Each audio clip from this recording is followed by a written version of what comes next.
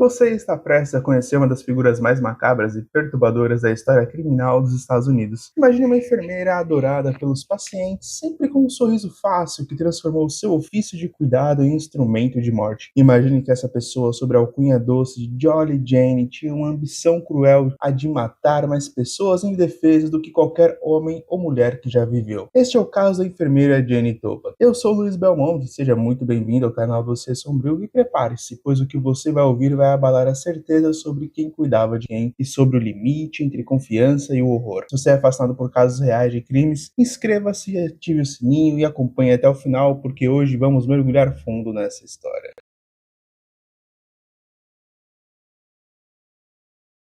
Jane Topa não era apenas uma enfermeira comum. Ela era uma mulher de aparência amável, com modos gentis e um sorriso que transmitia confiança. Em uma época em que a medicina ainda dava seus primeiros passos rumo à modernidade, ela representava a figura perfeita da cuidadora devotada. Aquela que permanecia junto ao leito dos doentes, oferecendo remédios e conforto. Mas, por trás da compaixão aparente, existia algo frio, clínico e profundamente perturbador. Durante os anos finais do século XIX, Jane construiu uma reputação sólida nos arredores de Boston. Trabalhando como enfermeira particular, ela era frequentemente contratada por famílias ricas para cuidar de entes queridos enfermos. Chegava com um sorriso sincero, mantinha a casa em ordem, conquistava a confiança de todos e, lentamente, se infiltrava em cada aspecto da vida doméstica. Ela dominava a arte da manipulação tanto quanto dominava o uso de seringas e frascos de remédio. Ela era conhecida por ajustar a dose de medicamentos à vontade, usando substâncias como morfina e atropina, fármacos poderosos que, em mãos erradas, podia transformar-se em instrumentos silenciosos de morte. Jane parecia fascinada pelo efeito que essas drogas causavam, gostava de observar como o corpo reagia, como a respiração se tornava além, como a consciência oscilava entre a vida e o esquecimento. Em seu próprio testemunho, mais tarde, confessaria sentir uma estranha satisfação em assistir a vida se apagar diante de seus olhos. Curiosidade mórbida travestida de interesse médico. Em 1901, essa curiosidade tomou uma nova forma. Naquele verão, ela fora chamada para trabalhar como enfermeira particular em uma respeitável residência de Catamount, uma vila tranquila à beira-mar no Cabo Cod. A família Davis, conhecida e influente, precisava de cuidados para Matt Davis, esposa de Alden P. Davis, um idoso comerciante que havia acumulado fortuna. Jane chegou sorridente, como sempre, carregando consigo sua mala de remédios e uma falsa aura de bondade. Mas o que ninguém imaginava era que atrás daquele sorriso existia um desejo crescente, o de testar até onde poderia ir sem ser descoberto. A senhora Davis, de saúde frágil, não resistiu muito tempo. Jane permaneceu na casa após o falecimento, oferecendo apoio à família enlutada. Tornou-se em pouco tempo uma presença indispensável. Foi assim que ela se aproximou das filhas do casal, Mary Minnie Gibbs e Genevieve Gordon, ambas mulheres educadas e gentis que passaram a vê-la quase como uma amiga. Poucos dias depois, Mary começou a sentir estranhamente cansada, com episódios de tontura e fraqueza súbita. Jane dizia que era apenas o estresse e aumentava a dose de calmantes, uma mistura de morfina, atropina, cuidadosamente equilibrada para não levantar suspeitas. Em questão de dias, Mary estava morta. A tragédia abalou a família e Jane se fez ainda mais presente, consolava, abraçava, chorava junto. E em seguida voltou seus olhos para Genevieve. Em um ciclo quase ritualístico, repetiu o mesmo padrão: remédios noturnos, confusão mental, desmaios e, por fim, a morte. Alden Davis, devastado, tornou-se sua próxima vítima. Em poucas semanas, a enfermeira que havia sido contratada para trazer alívio deixou para trás um rastro de 4 corpos, todos aparentemente vítimas de causas naturais. Mas algo naquele cenário começou a incomodar os vizinhos e o restante da família. Era improvável que tantos membros de uma mesma casa, todos atendidos pela mesma enfermeira, morressem em sequência. A série de mortes, somada à forma serena com que Jane permanecia, despertou desconfiança. Um médico da família, intrigado, solicitou a análise toxicológica. O resultado foi chocante. O corpo de uma das filhas continha doses letais de morfina. A notícia se espalhou rapidamente e o nome de Jane Topan, antes sinônimo de confiança, passou a circular entre as autoridades com um novo significado: suspeita de assassinato em série. A enfermeira, ao perceber que as coisas fugiam do controle, tentou fugir, deixou o Cattleman e viajou para Amherst, New Hampshire, onde planejava se hospedar com uma amiga. No entanto, já era tarde. A polícia já havia iniciado uma investigação oficial. Ao comparar registros médicos de outras casas onde Jane trabalhara, descobriram um padrão de mortes suspeitas. Sempre pessoas sob seus cuidados, sempre sem explicação plausível. Em 29 de outubro de 1901, 1801, os oficiais finalmente localizaram e prenderam Jane Topa. Ela foi detida de maneira calma, quase indiferente, não ofereceu resistência. Relatos da época descreveram que ao ser conduzida ela parecia mais curiosa do que assustada, como se observasse a si mesma de fora, analisando as reações dos outros com o mesmo interesse clínico com que estudava suas vítimas. Na delegacia manteve a postura de mulher equilibrada, educada e até brincalhona, mas conforme as investigações avançavam, seu passado começou a emergir. Autópsias e exumações revelaram um rastro de mortes que remontavam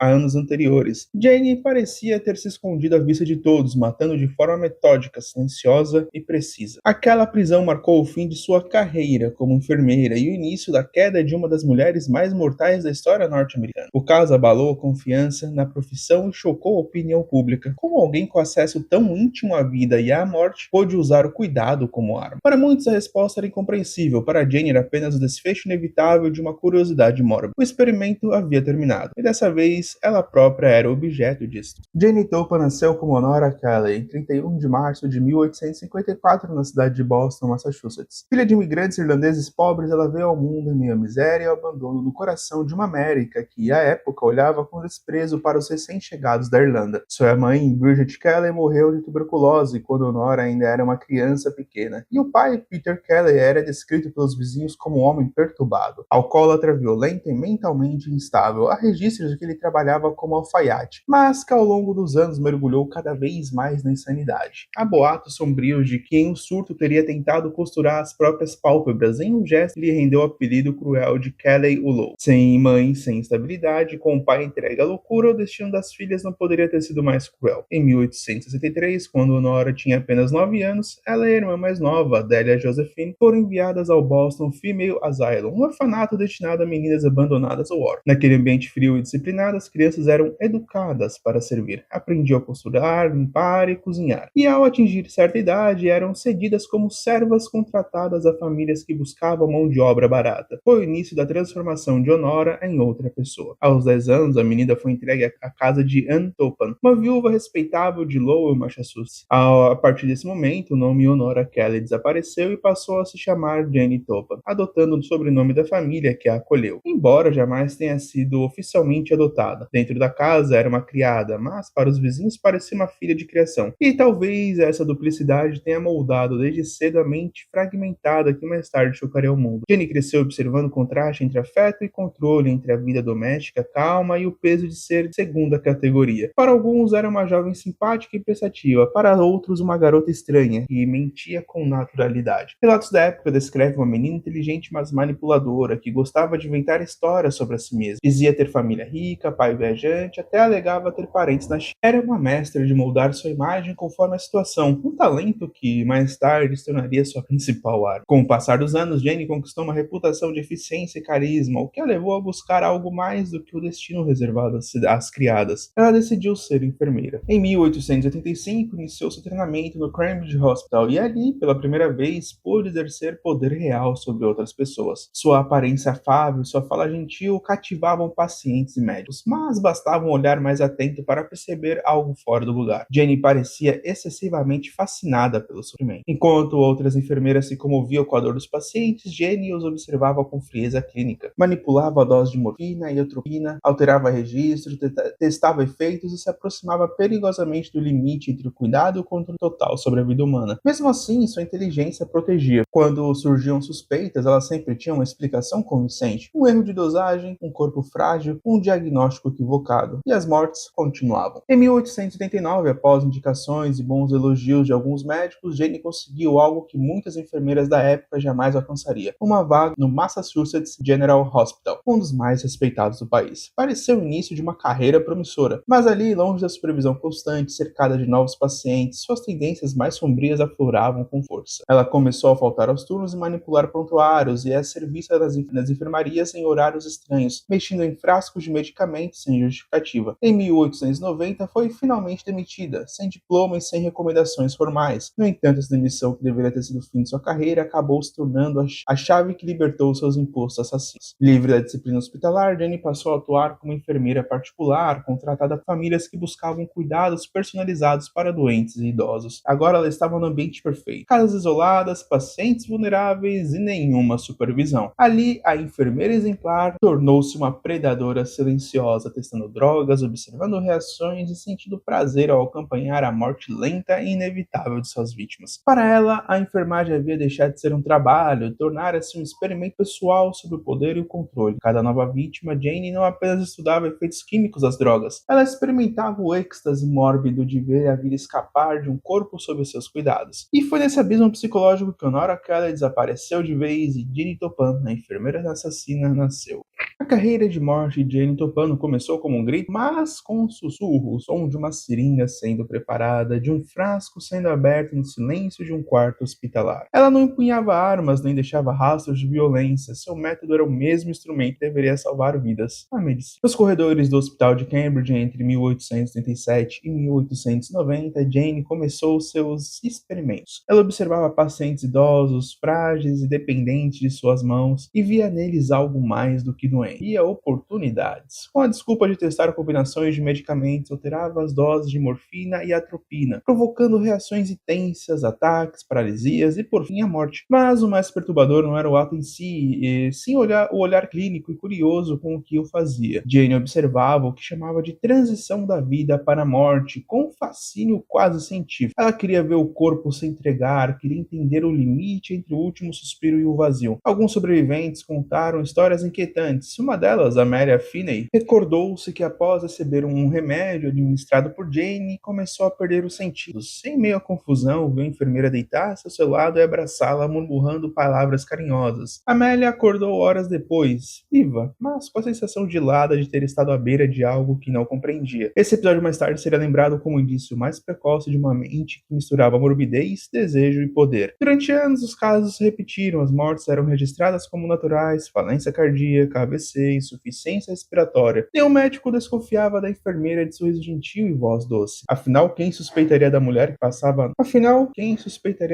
passava noites em claro ao lado dos moribundos? Mas Jane queria mais. Em 1895, ela deixou de ser apenas enfermeira de hospital e passou a atuar como cuidadora particular, levando seus serviços à casa de famílias abastadas. Foi nesse ambiente de intimidade e confiança que seus crimes atingiram o auge. Sua primeira vítima documentada foi Israel Drummond, um senhor de 83 anos, proprietário da pensão onde Jane morava. Quando ele adoeceu, ela se ofereceu para cuidar dele pessoalmente. Dias depois, Israel estava morto, vítima de uma doença súbita. Sem hesitar, Jane permaneceu na casa, oferecendo consolo à viúva de Noble Drummond, de 87 anos. Poucos meses depois, Lovely também morreu sob seus cuidados. O padrão estava formado. A enfermeira se aproximava, conquistava a confiança e então assumia o controle total. Quando a polícia finalmente investigou, ou anos depois, descobriu que Jane havia herdado os pertences e imóveis do casal Dolan. Mais uma pista que a motivação ia além do prazer de matar, havia ganância, manipulação e desejo de domínio. Entre 1897 e 1900, Jane Toppan não se limitava a vítimas desconhecidas. O círculo se fechou em torno de pessoas que ela conhecia, até mesmo sua própria família adotiva. Em 1899, ela visitou sua irmã de criação, Elizabeth Toppan Brigham, em uma casa de veraneio em Cape Cod. As duas conversaram, riram, relembraram o passado. Jane serviu-lhe uma bebida e horas depois, Elizabeth estava morta. Jane admitiria mais tarde que aquele foram um dos momentos mais doces da sua vida. Ela disse que viu a irmã adormecer lentamente, que ficou selado até o fim, observando cada respiração desaparecer. Não havia ódio, havia curiosidade, uma necessidade doentia de acompanhar o instante em que a vida se rendia, e a sensação de estar por um breve momento no lugar de Deus. Mas Jane não se contentava em ser apenas enfermeira da morte, ela também era ambiciosa. Quando em fevereiro de 1900, uma matrona chamada Sarah Mira Connors, diretora de uma escola teológica, adoeceu subitamente. Jane cuidou dela com zelo, e pouco depois, Mira morreu. Coincidência ou não, Jane assumiu o cargo que era da mulher. Era como se a morte abrisse portas para seus desejos, e ela aprendeu a usá-la como um instrumento de ascensão. Em 1900, a lista de mortos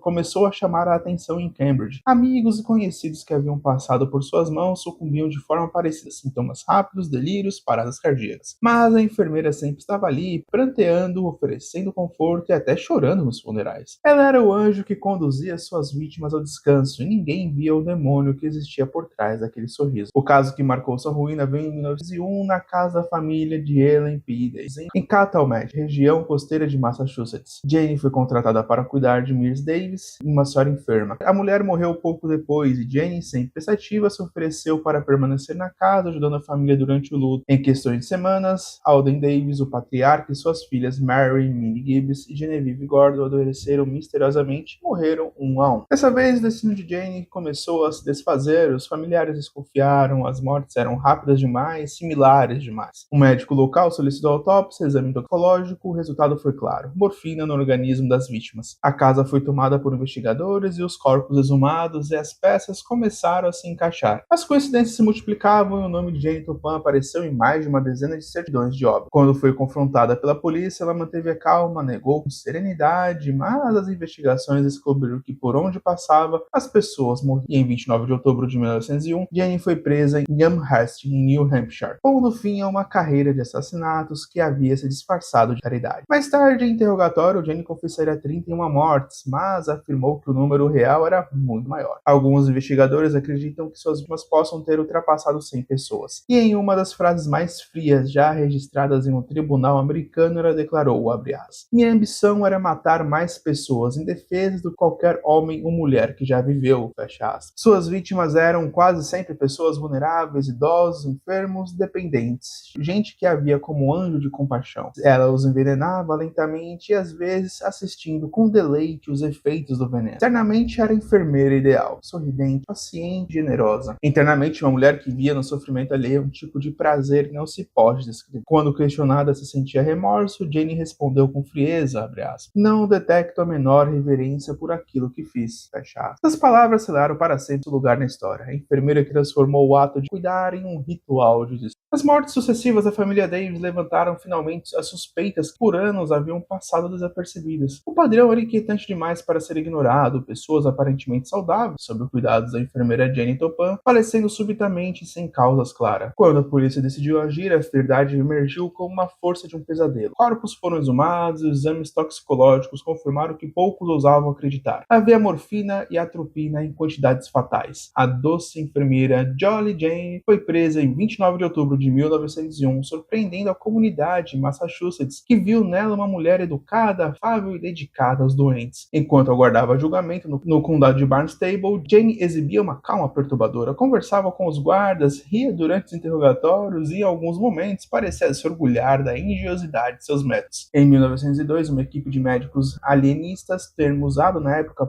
para psiquiatras forenses, a avaliou. O diagnóstico foi devastador: ausência de senso moral, lacunas de memória seletiva em uma tendência compulsiva à mentira e à manipulação. Durante o julgamento, Jane chocou o tribunal ao afirmar com a voz tranquila que sabia o que fazia, sabia que era errado, mas ainda assim gostava de fazê-lo. Apesar disso, o juiz declarou not guilty by reason of insanity, ou seja, inocente por insanidade mental, em 23 de julho de 1902. Condenada, portanto, não à prisão comum, mas ao confinamento perpétuo. Jane foi enviada para o Taunton State Hospital, um dos asilos mais temidos de Massachusetts. Lá viveu até a sua morte em 17 de agosto de 1938, aos 84 anos. Morreu como havia vivido, isolada, envolta em rumores e medo, sem nunca demonstrar arrependimento algum. O caso de Jane Toppan marcou profundamente a opinião pública. Pela primeira vez, o país viu uma enfermeira, símbolo do cuidado e da compaixão, transformada em um instrumento da morte. A confiança cega em profissionais da saúde foi abalada, e as autoridades passaram a questionar os protocolos de controle de medicamentos e as contratações domésticas. Décadas depois, criminologistas ainda citam como exemplo clássico de anjo da morte, um arquétipo de assassina que mata por prazer, poder e controle, que esconde sua monstruosidade sobre o manto da bondade. O número real de suas vítimas jamais será conhecido, mas o seu nome permanece gravado na história como um lembrete perturbador. Nem todo sorriso é um sinal de compaixão. Este foi o caso de Jane Toppan, a enfermeira que era querida pelos pacientes, que abraçava os enfermos e apagava suas vidas de dentro para fora. Uma lição sobria que a confiança nem sempre protege, que o maior monstro pode se esconder atrás de um doce sorriso. Agora pergunto a você, quantas vidas podem ter sido roubadas antes que o alarme soasse? E quantas vezes sociedade, família ou sistema ignoram os avisos? Deixe nos comentários o que você achou mais perturbador nesse caso. Foi a motivação, a atuação profissional ou o número de vítimas? E se você gostou desse episódio, curta o vídeo, compartilhe com alguém que interesse por True Crime e não se esqueça de se inscrever no Dossiê Sombrio. Ative o sininho para não perder nenhuma história e até o próximo episódio. E mantenha os olhos sempre abertos e sempre desconfie daquele sorrisinho bondoso. Se cuidem e até a próxima.